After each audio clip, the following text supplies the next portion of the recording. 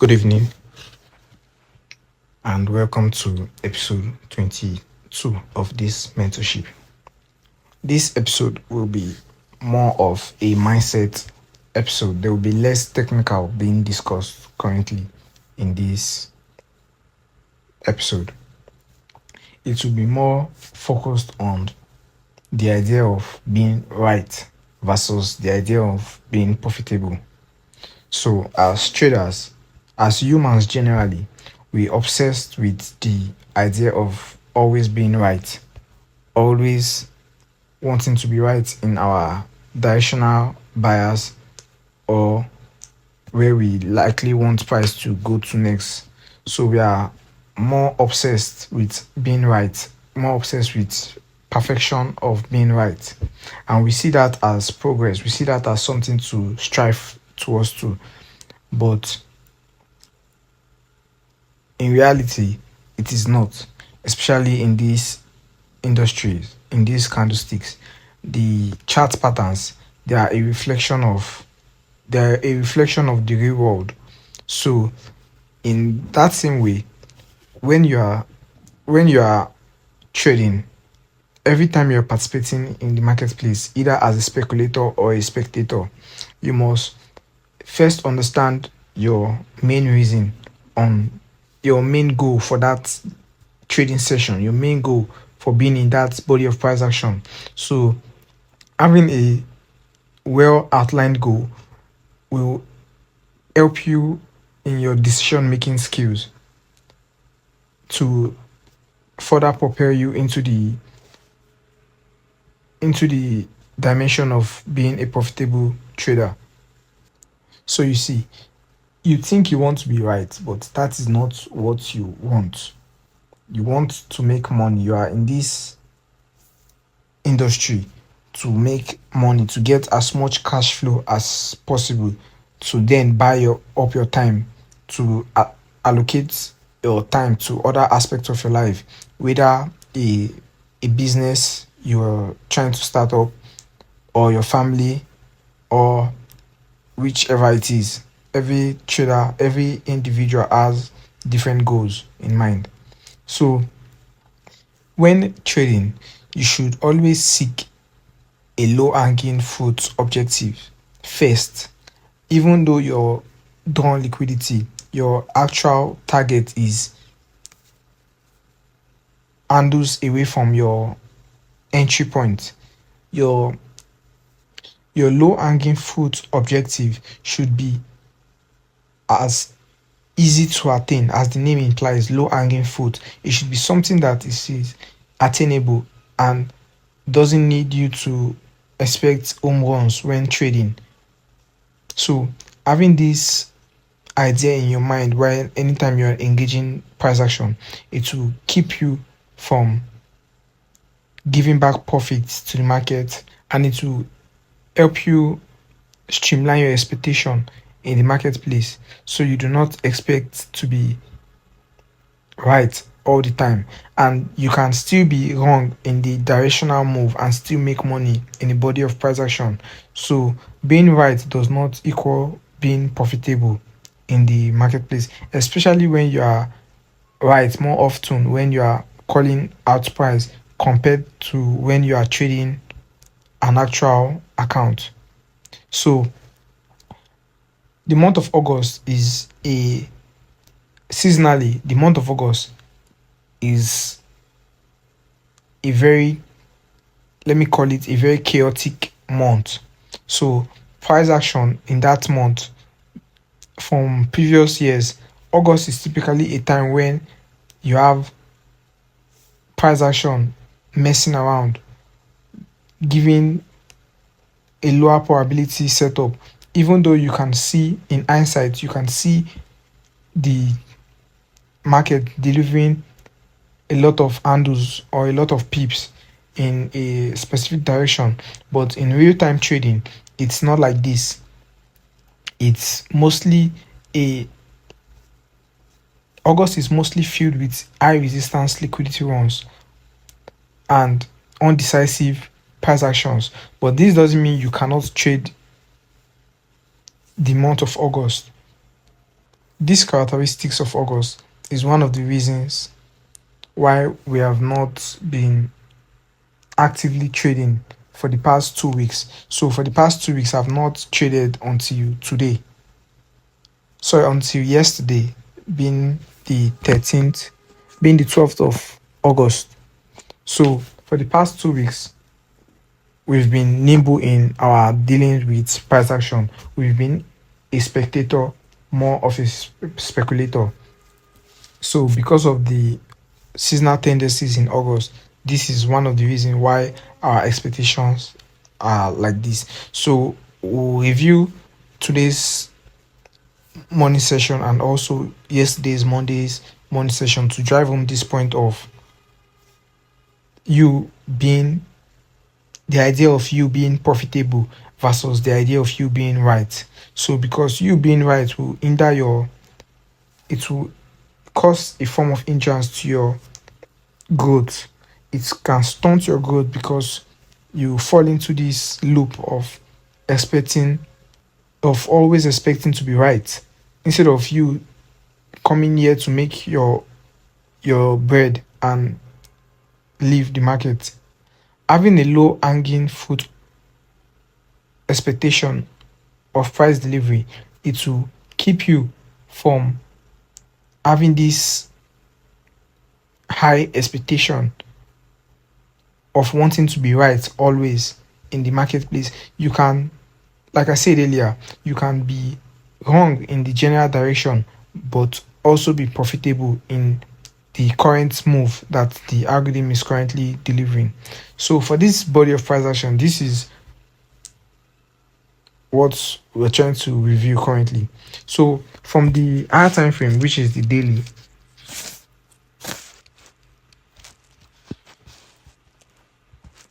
from the daily time frame, we have this drop in price action. Then price left this imbalance here with coupled with this volume imbalance and this liquidity void here, coupled with this liquidity void.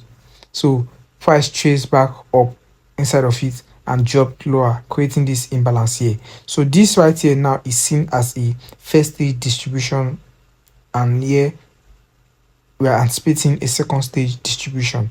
So going with this idea in mind, dropping down to a lower time frame, you are expecting a fractal because you're expecting a fractal nature of this pattern on the lower time frame. When I say a fractal nature of this pattern, I mean a fractal nature of this logic, this idea that is being revealed here, that is being communicated here from the higher time frame. You're expecting those sets of logic to play out on a lower time frame, which will make this the higher time frame and the lower time frame, so which is subordinate to this lower time frame. And because price is fractal in nature, you'd want to see the lower time frame delivering as the higher time frame is expected to deliver also. So my inner dialogue going into today's trading was that because the first stage distribution has occurred here, then we are anticipating a second stage distribution coming for these lows here. Coming for these lows here because ultimately this is our draw on liquidity long term. So going down into the 1 minute time frame as a scalper, as an intraday scalper, because of the characteristics of August being of lower probability, your expectation must be in line with having a low hanging fruit objective. So because this will keep you from giving back profit and also make you be profitable even when you are wrong in your directional bias in price. So reviewing this price action, if you can see this, if you look at this fractal nature of price action now, you can see that this is also a market maker sell model as being represented in the higher time frames. So because the higher time frame, which is the daily, is we are expecting a second stage distribution of a market maker sell model. Dropping to a lower time frame, which is the 1 minute time frame for this, we are expecting a we are anticipating a second stage distribution within our Q zone, within our time trading window. So which is this. So here you had price rallied higher here and took out buy side liquidity. It paired with resting buy stops order, which was resting here with smart money sell orders. Now this is where you having a low hanging fruit objective in mind helps you bank something in your trading even when you are wrong.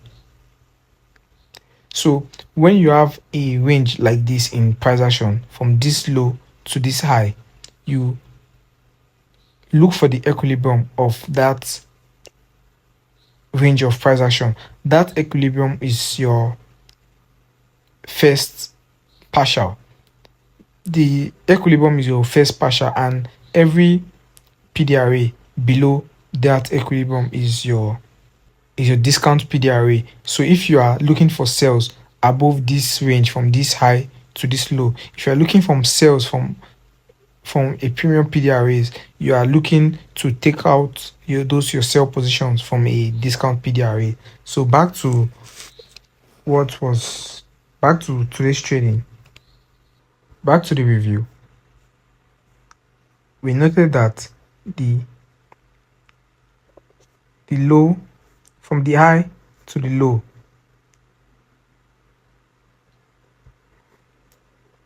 here is equilibrium. So we are every PDRA that is formed from the higher time frames is a premium PDRA, which will be expecting our sell orders to be facilitated from these premium PDRAs to offload those positions from the discount PDRAs, which is below the equilibrium. This sell side liquidity was our ultimate draw on liquidity for the intraday trading. This was for the short term scalp. This was our ultimate draw on liquidity, but you do not need price to come down to the low of this terminus, which is this sell side liquidity, to be profitable. So because you're expecting lower prices, and from hindsight here, price reversed after coming to a discount PDRA to go higher, that doesn't mean you cannot bank off something from the premium PDRA to the discount PDRA, simply just trading this range of price action. Now, because when price took out these buy stop orders, which was resting here,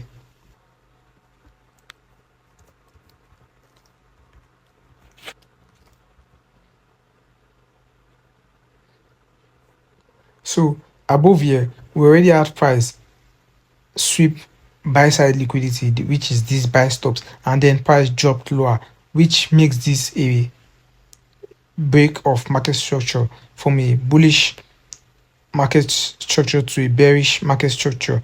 So now, because this when price dropped lower, it left a couple of imbalances here. From the video on market structure, which is the earlier episode in this mentorship, we noted that when price creates an imbalance, in the near future, price will likely try to rebalance that imbalance. And that swing point, the candle that makes that swing to balance that imbalance is an intermediate term high. So this right here, this red line here, which was indicated as a red line here, is an intermediate term high. Now, this intermediate term high, we noted that when price is creating that intermediate term high, price will generally leave an order block or a fair value gap around this intermediate term, around this swing that made the intermediate term high. This fair value gap or order block, it will be referred to as the final call. It will be used as the final call for traders that missed this initial pairing of liquidity here, this total soup sell, and also traders that missed this entry here. So the final call will be made later on, which will now become a short-term high. That this short-term high, this final call that it's being expected in price action, you do not expect this final call to violate this intermediate term high, because when an intermediate term high has been violated, this is the algorithm indicating to you that you are offside. This is you using market structure idea to negate your bias, to understand you are on the wrong side of the market delivery. After rebalancing these imbalances here, this imbalance that was created after this drop here, price dropped lower and left this right here is a proportion block. This is a bearish proportion block, which is an order block resting inside of an order block. So because this candle, this up close candle, did not close above the midpoint of this order block here, this is now a valid proportion block. So when this proportion block is tapped, you want to see a one-sided move in price action. So when this proportion block was engaged here, we entered our sell position, expecting price to come to a discount PDRA.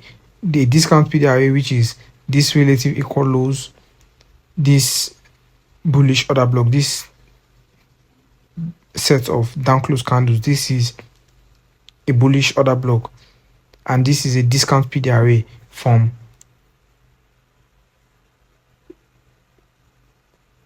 this equilibrium to this low. So from this equilibrium to the low of this range, here is the discount.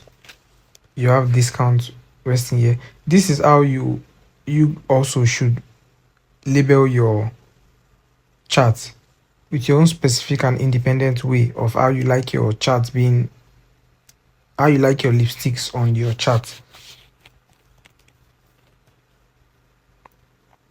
So price moved from a premium PDRA. We're expecting price to trade to discount PDRAs to take out our positions from this factor, from this market maker sell model, from the factor of this market maker sell model. So when price dropped lower here and traded back up inside of this proportion block the first time and also the second time, price dropped lower here. And when it did that here, if you are inside of a trade, from here to about here is about 7 handles. So 7 handles in the S&P on August trading, grabbing 7 handles on the S&P doing a low probability condition and a seasonal tendency that August typically delivers. 7 handles is enough. It is enough for you to take out all of your position, or if you are trading partials, you are waiting for price to go to your intended drawn liquidity, which is this relative equal lows resting here. You can take partials off here, and when price drops lower also here below these lows again inside of this bullish order block, you can take another partial here. This was my first partial here, and then price reversed back. If you pay attention to this body of price action,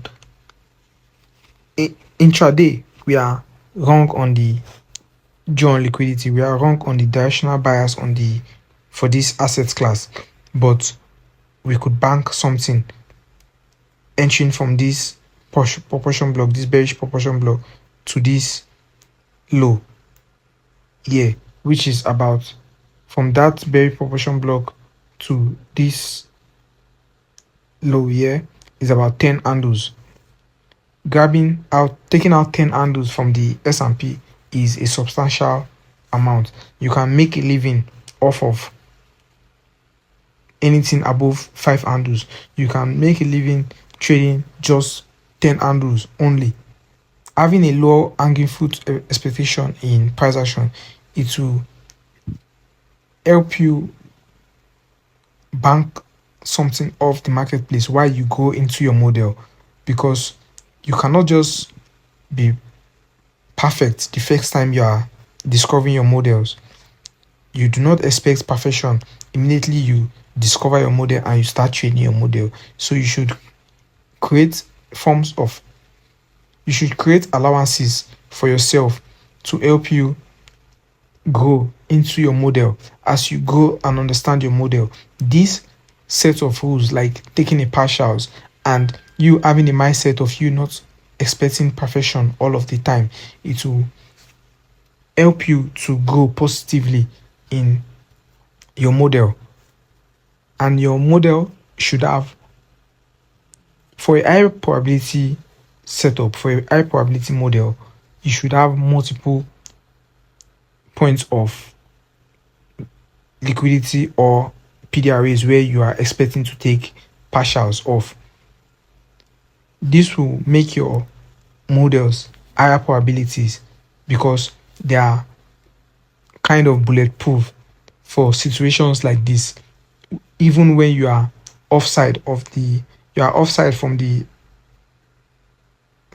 direction of the market long term, but because your model has been streamlined to have a lower expectation, to have a low hanging fruit objective in mind, it will help you to bank something off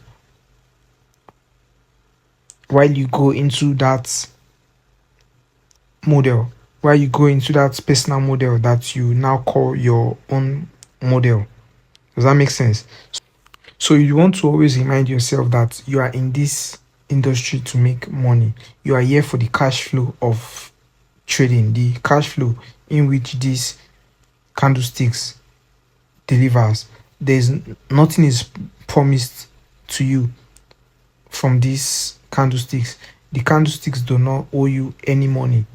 You are here as a risk taker. You are here signing up for the risks and understanding that there's risks in this industry, and having that in mind, it will make you to understand that you are more of a risk manager, because since there is inherent risks being in this industry, your number one goal will now become capital preservation. Your number one goal will be capital preservation, which you have stop loss as a tool for you to help you preserve your capital. For example, this intermediate term high here is an invalidation point. If this candles, this when price was meandering around here, if these candles would have traded above this intermediate term high, this will be an invalidation of this setup, because you do not want an intermediate term high to be violated by a short term high. So when you're expecting a short term high to be formed in price action, to use that as your entry, which is also analogous to the second stage distribution of a market maker sell model. You don't want that short term high to violate the intermediate term high. So if you are more risk adverse, here will be your stop. But because of my conservativeness in trading August, my stops were above the midpoint of this order block, of this bearish order block. So having standard of operations, having a well written out rule on how you engage in price action, it will help you to navigate these types of price actions, because the price delivery will not always be smooth all the time. There are sometimes you come to the chart and it fills in your fair value gap or your order block or whichever PDRA resonates with you and goes straight to the opposite join liquidity, to your intended join liquidity, well and perfectly. But that is not always the case. That is not always the ideal. That is not always what goes on. So to be realistic, you have to have realistic expectation from these candlesticks also. Not expectation in the being in you being entitled, in the entitled sense of the word expectation, but expectation that your models is not perfect. Your models should, so because you know that your models are not perfect, you should have tools, you should have standard of operations like taking partials at specific liquidity pools at an opposite PDRA. Say you are taking sell orders from a premium PDRA, your models should have rules of engagement of taking out partials, and also when to adjust your stops and when to trail your profit and whichever.